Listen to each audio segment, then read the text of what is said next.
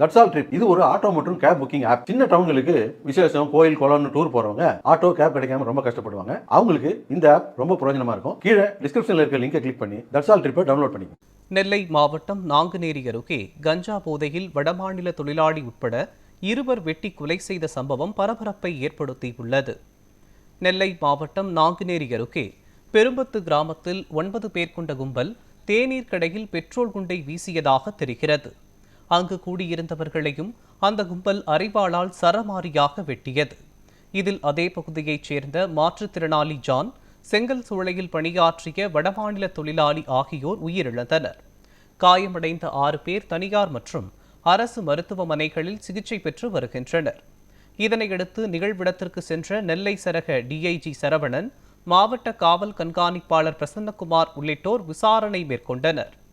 9 பேர் கொண்ட கும்பலை பிடிக்க 3 தனிப்படைகள் அமைக்கப்பட்டுள்ளதாக காவல்துறை தெரிவித்துள்ளது.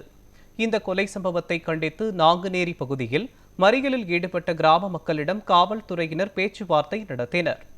இதையடுத்து அவர்கள் போராட்டத்தை கைவிட்டனர். கொலை சம்பவம் கஞ்சா போதையில் நடந்ததா அல்லது சாதிய மோதலா என காவல்துறையினர் விசாரித்து வருகின்றனர்.